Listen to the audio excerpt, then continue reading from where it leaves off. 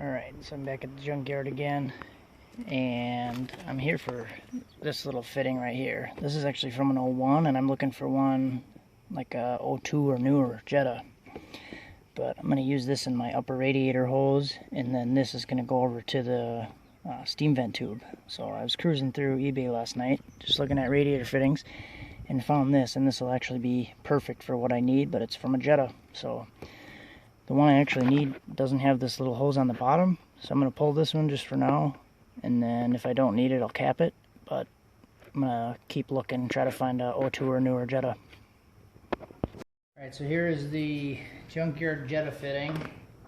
Just kind of cobbled this together, put some epoxy in the hole, and then put some hose over it, and then filled the hole with epoxy, so it's about, I don't know, probably at least an inch thick of some pretty strong epoxy. So I'm going to see if that works. I do make these fittings without this little hole at the bottom, so it's just the through tube and then the tube at the top. So I just want to test this, and then I'll probably end up buying one of the fittings. I found one on eBay for like $5. So I wasn't able to find one at the junkyard. Everything that I was able to find a shitload that had these fittings in there, but not the fitting that I was looking for. So basically, the steam vent tube comes over to the driver's side head, goes underneath here, underneath the throttle body. So shorten this tube up. I'm going to add this into this hose here, and then this will be able to come right up and hook into that. So that's what I'm going to work on now. I think it'll actually work pretty nice because of the way that this hose is. It's kinked in a couple spots.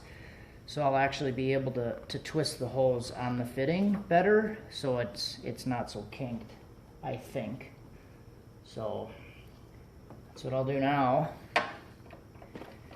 I think I want to put it like here-ish or something. Yeah, I think that'd be a good spot. So I'll do it approximately right here. And I'm going to dump a bunch of water all over the place, but it's just water, so I'm not really too worried about it. Actually, this hose might actually be kind of empty at the top. Always cut away from yourself, boys. It does actually have some water in it. Slice and dice.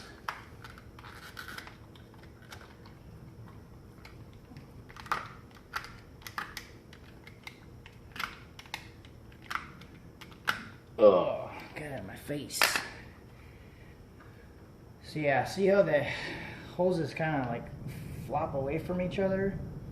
So I'm hoping now that I can twist these a little bit so then they're not so kinked. The cool part about this, and I did bring a little piece of hose to the junkyard with me, it's like the exact same size. So I was able to get the fitting with the ring, and it's the exact same size as the hose that I was using. So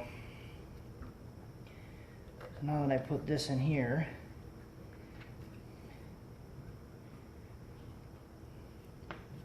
this does help the kinking a little bit, but now this is in the kind of in the wrong spot. Maybe I'll have to adjust a little bit. So I'll keep playing around with this and we'll figure something out and I'll show you guys. Alright, so here's this all hooked up. There's no more kinks in the hose, so that's nice.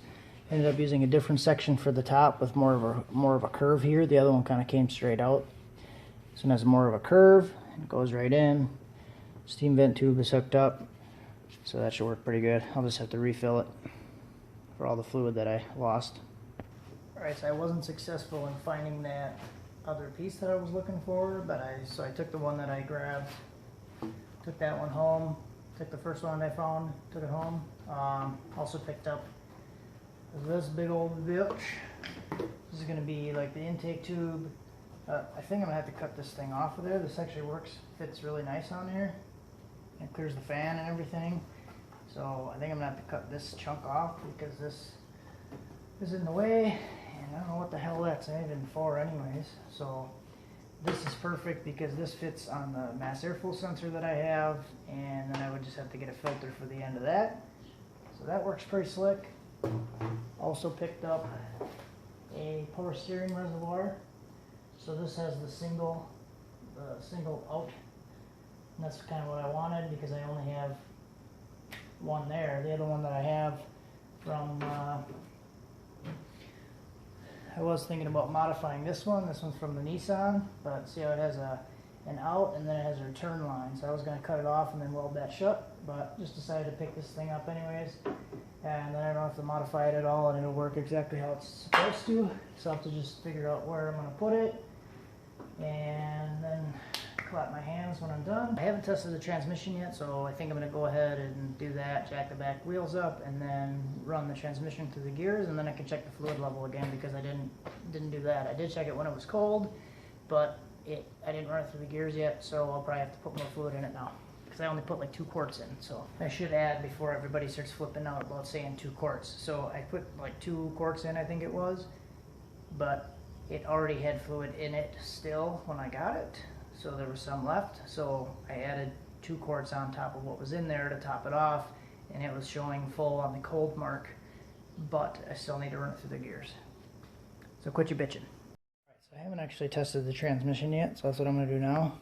Got the rear end jacked up a little bit off of the dollies, so I'm going to start the thing up and try to run it through the gears, and if it's working, I'm going to keep running it through every gear and try to circulate some of the fluid, then I'll check the fluid levels.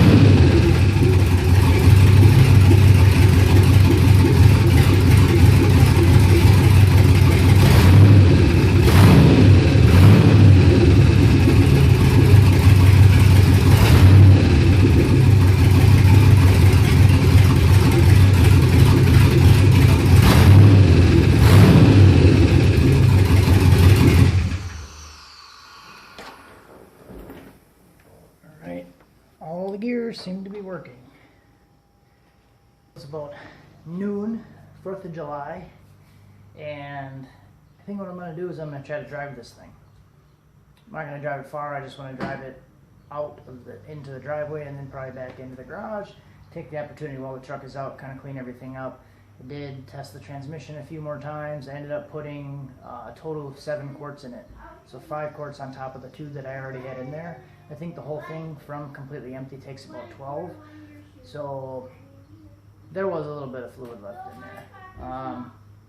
You could see originally in the video when I started to test it, it would kind of sit for a little bit until I revved it, then the wheels would spin. Now it's actually revving, it's actually spinning as soon as it's going into gear. So I think it was a little bit low, obviously if I put 7 quarts in. So let's do it. Alright, here we go. We're gonna try to move it out. Move it on its own power.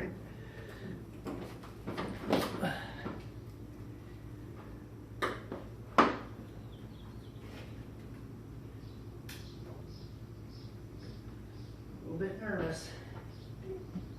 See how it goes.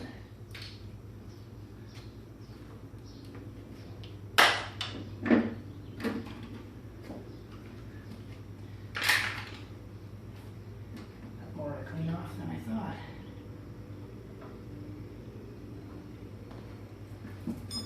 Okay, dude.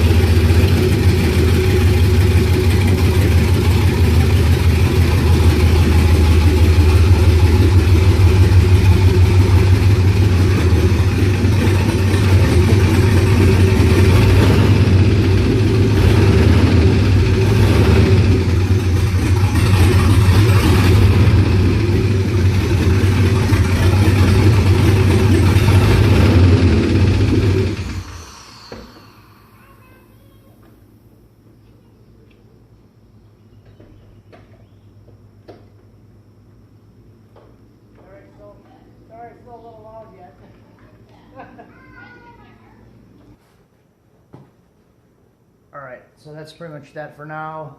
Next I'm going to get started on just buttoning up the wiring, trying to make it look decent, and get everything working the way it should. I was still using the bypass wire for the fuel pump relay every time, so now I'm going to go through and on the next video and do all the wiring. I'll show how I'm doing all that. I have to convert using a different relay, convert the positive trigger to a negative trigger for the fuel pump relay because I want to use the same relay. So I'll show how I do that, and hope you enjoyed it. Stay tuned.